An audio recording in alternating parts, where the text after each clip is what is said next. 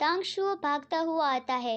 वैन्यानान को देखकर उसके दिमाग में बस यही बात आ रही थी कि उसे दूर ले जाओ।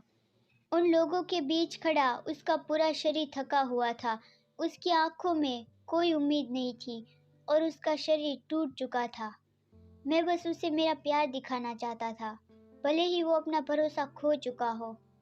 मैं उसे यहाँ से दूर ले जाऊंगा। वो वैन्यानान के पास आता हुआ कहता है, क्या तुम मेरे साथ हॉस्पिटल चलोगे? लेकिन वैन्यानान तो अपने से चाकू हटाता नहीं और कहता है, मैं डिवोर्स ले रहा हूँ, मैं ये घर छोड़ने जा रहा हूँ। तो तांगशो उसे समझाता हुआ कहता है, ऑल राइट, चलो यहाँ से चलते हैं। गुयानशन कहता है, तुम्हारे पास ये कहने की हिम्मत है कि तुम्हारे और तांगशो के बीच कुछ नहीं? वो गू फैमिली हाउस में भागता हुआ यहाँ कैसे आ गया और उसे कैसे पता कि तुम यहाँ हो? तुमने ये अच्छा खेल खेला, ये तो कमाल है। तो ल्यूइन उसे जोर से कहती है, गुयानशन मुंह बंद रखो अपना। लेकिन वहाँ तांगशो गुस्से से जोर से गुयानशन को कहता है, मैं और नैन, क्या तुम पागल हो? किसी को छोड़ के तुम तो ये बेहतर जानते हो, तुम्हारे और नैन के बीच तुम्हें जरूर अपनी आंखें खोलने की जरूरत है। शन लुआन ही इस सब की जड़ है। वही एक तीसरा इंसान है जो बिना शर्म के दूसरों की मैरिज लाइफ में दखल देता है। ये सुनकर गुयानशन गुस्सा होकर जोर से बोलता है, क्या कहा तुमने? तो तांगशो जोर से बोलता है, मिस्टर गु, मैंने ये कभी एक्सपेक्ट नहीं किया था कि तुम अंधे के साथ साथ बहरे भी होगे। मैं वापस बोलूंगा, बताओ कौन सी बात तुम्हें समझ नहीं आई? फिर ल्यूइन जोर से हाथ पछाड़ कर कहती है, बहुत हुआ। तांगशो, ये मेरे परिवार का मामला है। इस परिवार का हिस्सा ना होने के तौर पर बेहतर यही है कि तुम इसमें अपनी टांग ना अड़ाओ। फिर वो वैन्यानान को कहती है, क्या तुम श्योर हो कि तुम उसे डिवोर्स देना चाहते हो? अगर तुम यानशिन से प्यार भी नहीं करते, लेकिन तुमने इतने सालों तक अपने पापा को सपोर्ट करते आए हो और अपने फैमिली बिजनेस को प्रमोट कर रहे हो। तो वैन्यानान कहता है, वो आप थी जो मेरी शुक्रगुजार थी, मुझे क्यों इसके लिए रीपे करना होगा? आपको पता था गुयानशन से शादी के बाद मेरा क्या होगा। वो आप ही थी जिसने मेरे पापा को बिजनेस कोऑपरेशन के लिए ऑफर किया था। अभी मैं बिना कुछ मांगे डिवोर्स मांग रहा हूँ, तो आपकी हिम्मत भी कैसे हुई मुझे मेरे पापा का नाम लेके डराने की? ये सुनकर गुयानशन कंफ्यूजिंगली जोर से बोलता है, मॉम वो क्या कह रहा है? इसका क्या मतलब है कि ऑफर किया और शादी के बाद? तो ल्यूइन कहती है, एशन, क्या मैं इसे तुम्हें बाद में समझा सकती हूँ? फिर वो वैन्यानान को जोर से कहती है, न्यानन सुनो, क्या तुम शनलुआन को अपनी जगह लेने दोगे? तो वैन्यानान थोड़ा नाइफ प्रेस करते हुए जोर से कहता है, आई डोंट केयर। तो तांगशो जोर से बोलता है, न्यानन स्टॉप इट, चाकू नीचे रखो। फिर ल्यूयुन कहती है, ओके, अब तुम जा सकते हो। अंकल शू, आयशन को डिवोर्स एग्रीमेंट दे दीजिए। ये सुनकर गुयानशन चौंक जाता है। अंकल शू उसे डिवोर्स पेपर देते हैं। गुयानशन की तो बोलती बंद हो गई थी। वैन्यानान उसे कहता है, मैंने प्रॉपर्टी और स्टॉक के बारे में इस एग्रीमेंट में लिख दिया है। अगर तुम्हें चिंता हो रही है कि इस एग्रीमेंट की लिखावट में कोई प्रॉब्लम है, तो मैं मेरे लॉयर को इस पे एक नज़र डालने को कह दूंगा। अब गुयानशन अलग फील करने लगता है कि क्या ये खत्म हो गया? क्या ये सच में खत्म हो गया? वो शनलुआन की ओर देखता है कि लुआन मेरा इंतज़ार कर रहा है। वो सालों से मेरा इंतज़ार कर रहा था। मैं अब उसे और इंतज़ार नहीं करवा सकता। और उसका हाथ कांप रहा था डिवोर्स पेपर लेते हुए। वैन्यानान कहता है, मैं उम्मीद करता हूँ कि गो फैमिली जल्द से जल्द डिवोर्स के बारे में अनाउंसमेंट कर दे। मैं कोई भी ऐसी चीज़ नहीं चाहता जो फिर से मेरी रेपुटेशन खराब करे। गुयानशन जोर से कहता है, क्या तुम तांगशुओ के साथ जाने के लिए इतने एक्साइटेड हो? लेकिन वैन्यानान कहता है, इससे तुम्हारा कोई लेना देना नहीं, अभी साइन करो। तो फिर गुयानशन हाँ हाँ ऐसा कहकर साइन कर देता है और डिवोर्स पेपर वापस देता हुआ कहता है, अब हमारा सब खत्म हो गया, राइट? वैन्यानान डिवोर्स पेपर हाथ में लेता है। उसका शरीर कांपने लगता है और डिवोर्स पेपर उसके हाथ से गिर जाते हैं और वो बेहोश होता हुआ नीचे गिरने लगता है। लेकिन तांगशो उसे संभालता हुआ जोर से बोलता है, न्यान, तुम ऐसे नहीं रह सकते, हमें जल्द से जल्द हॉस्पिटल जाना होगा। तो वैन्यानान उसे शुक्रिया कहता है और वो कुछ नहीं बोल पाता। उसकी आंखें बंद हो जाती है और वो नीचे गिर पड़ता है। तांगशो उसे गिरने से बचाता हुआ जोर से उसका नाम लिए उसे उठाता है उसे देखकर गुयानशन को भी झटका लगता है कि न्यान, ये तुम्हें क्या हुआ? ल्यूयन उसके पास आके कहती है, गुयानशन तुम अभी क्या कर रहे हो? न्यान को भी हॉस्पिटल ले जाओ। किसी भी चीज से उसकी जान ज्यादा इम्पोर्टेंट है। लेकिन गुयानशन कुछ भी नहीं बोलता। उसका ध्यान तांगशो और वेन्यानान पे था। ल्यूयन उसका कंधा पकड़ के उसे होश में लाती हुई जोर से कहती है, गुयानशन यू इडियट, क्या तुमने मुझे सुना? जो यानफेंग भी गुस्से से कहता है, आशेंग न्यान को जल्दी से हॉस्पिटल ले जाओ। तुम अभी तक क्या कर रहे हो? क्या तुम्हें थोड़ी सी भी गिल्टी फील नहीं हो रही? अगर तुम्हारा डिवोर्स हुआ हो या ना भी हुआ हो, तुम्हें उसे पहले हॉस्पिटल ले जाना चाहिए। लेकिन गुयानशन कंफ्यूज हो गया था कि तुम बस एक्टिंग कर रहे हो। जब एक्टिंग की बात आती है तो तुम उसमें बेस्ट हो। हमने बस इंटेंसली थोड़ी आर्ग्यूमेंट्स की, लेकिन तुम अचानक से बेहोश कैसे हो गए? अब गुयानशन को वेन्यानान की अच्छी यादें याद आती है कि यानशन क्या मैं ये फूल घर ले जा सकता हूँ? Happy birthday यानशन। यानशन मैंने तुम्हारे लिए गिफ्ट प्रिपेयर किया है। यानशन चलो बात करते हैं। वो सोचता है, वेन्यानान क्या तुम हमेशा से ही इतने अच्छे थे? इतने अचानक से कैसे? न्यानान उठो, तुम्हें उठना ही होगा। उठो अभी। वेन्यानान तुम उठ क्यों नहीं रहे? वो बेहोश पड़े वेन्यानान के पास बैठा था। तब शेनलुआन उसे कहता है, यानशन तुम्हारा ऑलरेडी डिवोर्स हो गया है, ये सब करना अब सही नहीं है। तो गुयानशन कहता है, हाँ लेकिन, और वो वेन्यानान को उठाने की कोशिश करता है, लेकिन तांगशुओ जोर से उसका हाथ हटाता हुआ कहता है, उसे छूना भी मत। तांगशुओ के मारने की वजह से गुयानशन के हाथ से उसकी वॉच निकल के नीचे गिर जाती है। लेकिन गुयानशन वेन्यानान को फिर से उठाने के लिए जाता है तो तांगशुओ उसे दूर धक्का देता हुआ जोर से कहता है, What the hell are you doing? मैंने कहा उससे छूना भी मत।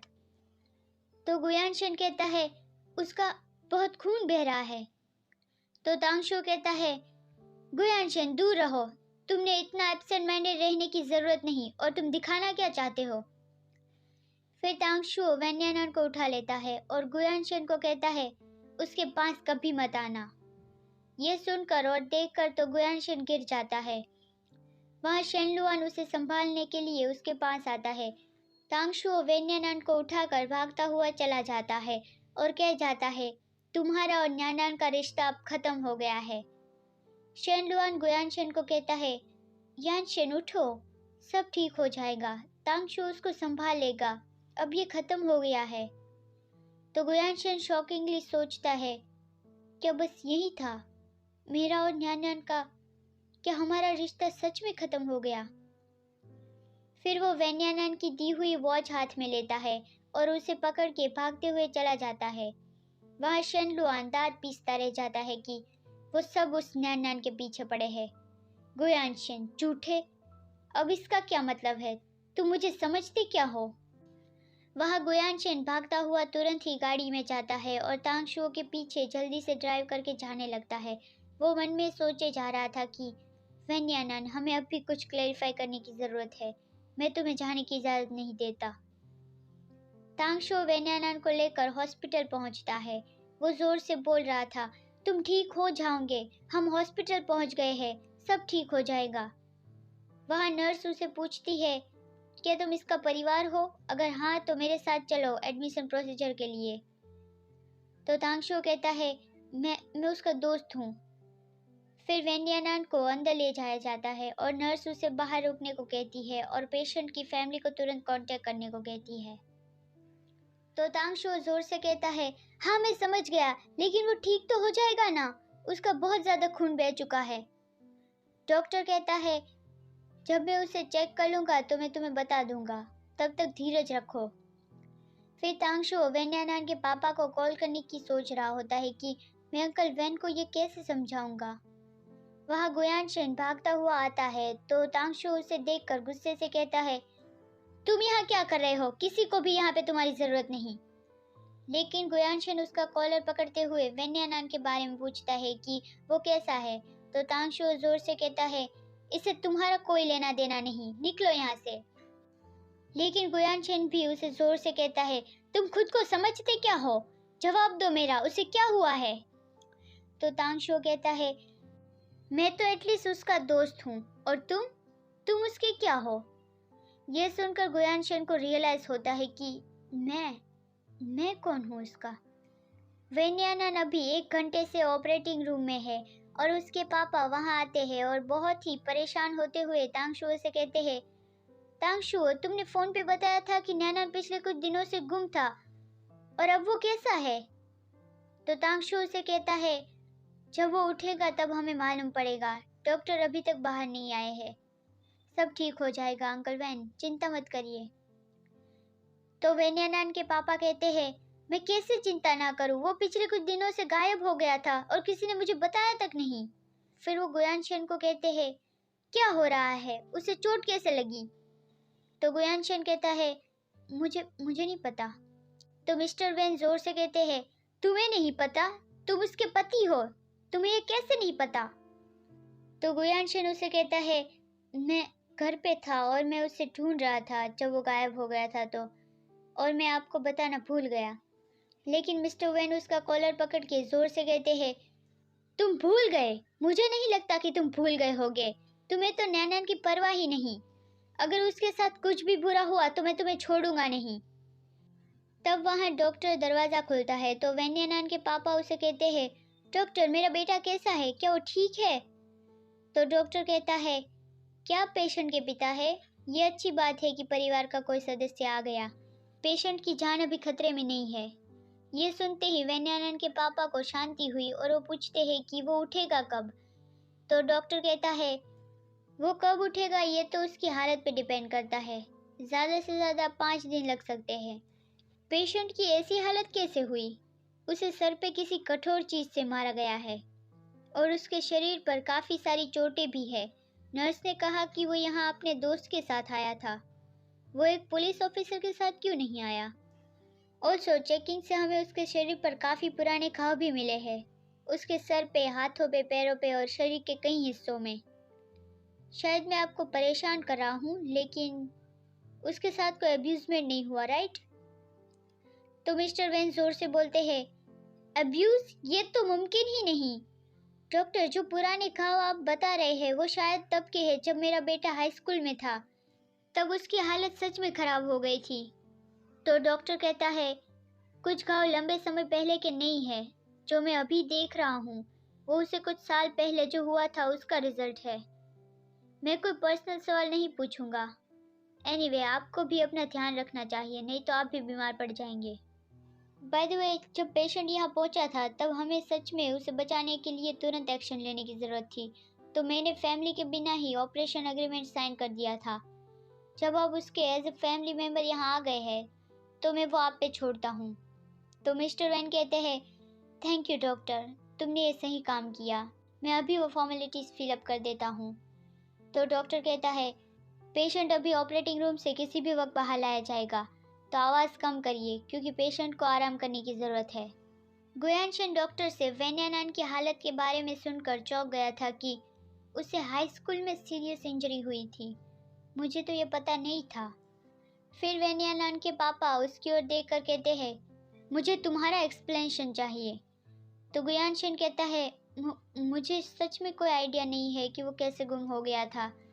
तो वेन्यानन के पापा कहते हैं, इसके साथ और भी बहुत कुछ। फिर तांगशो उसे कहता है, अंकल, पेपर साइन करने के बाद आप वार्ड में चले जाना और नैनन की देखभाल करना। हम इस बारे में बाद में बात करेंगे जब वो फाइनली ठीक हो जाएगा। सबसे इम्पोर्टेंट अभी बस नैनन का ठीक होना है। तो वेन्यानन के पापा कहते हैं, वेल, तुम सही हो तांगशो, मैं आज सच में तुम्हें बहुत परेशान कर रहा हूँ। फिर वो गुयानशन की ओर देखकर जोर से बोलते हैं, गुयानशन, जब सब ठीक हो जाएगा तब मैं इसके बारे में बात करूंगा तुमसे कि तुमने पिछले कुछ सालों में क्या किया। तुम्हें मुझे एक क्लियर एक्सप्लेनेशन देना होगा। फिर वहाँ नर्स वेन्यानन को बाहर लाती है। उसके पापा तो उसे देखकर जोर से उसे उठाने लगते हैं कि नैनन, क्या तुम मुझे सुन सकते हो? मुझे माफ़ करना, मैं लेट हो गया। तो नर्स उसे शांत करने लगती है कि ध्यान से, आप प्लीज़ शांत हो जाइए, पेशेंट को डिस्टर्ब मत करिए। तब जाके वो मानते हैं कि हाँ, मैं उसे परेशान नहीं करूँगा। वेन्यानन बेहोश पड़ा था, पूरे घावों से भरा। गुयानशन उसे देखकर कुछ बोल क्या, कुछ सोच भी नहीं पाया। फिर वहाँ तांगशू उसे वेन्यानान के पास आता रोकते हुए कहता है, अगर हम हॉस्पिटल में नहीं होते तो मैंने तुम्हारी अच्छे से धुलाई कर डाली होती। मेरी तुमसे सलाह है, पहले अपने दिमाग को साफ कर लो। इस तरह से तो तुम अंकल वैन के सवालों का सामना नहीं कर पाओगे। और फिर वो वहाँ से वेन्यानान के पास चला जाता है और गुयानशेन तो सिर्फ धीरे से ही न्यानान इतना बोल पाता है। वहाँ जोयान फेंग आता है और कहता है, क्या सब ठीक है? डॉक्टर ने क्या कहा? लेकिन गुयानशेन अब कुछ अलग ही बोल रहा था कि युआन फेंग, क्या मैंने सच में पहले कुछ गलत कर दिया था? मेरा मतलब है, मैंने उसके साथ पहले क्या किया था? तो जोयान फेंग साइन करता हुआ कहता है, अभी ये कहने का क्या फ़ायदा? सबसे इम्पोर्टेंट बात तो ये है कि तुम दोनों ठीक हो। और वो मन में बोलता है, आशेंग, तुमने जो किया है उसकी तुम्हें जिम्मेदारी उठानी होगी। बस तुम अपना ही अच्छे से ख्याल रखो। गू फैमिली हाउस में गुयानशेन वापस आता है। वहाँ शेनलुआन उसे देखकर कहता है, यानशेंग, तुम वापस आ गए।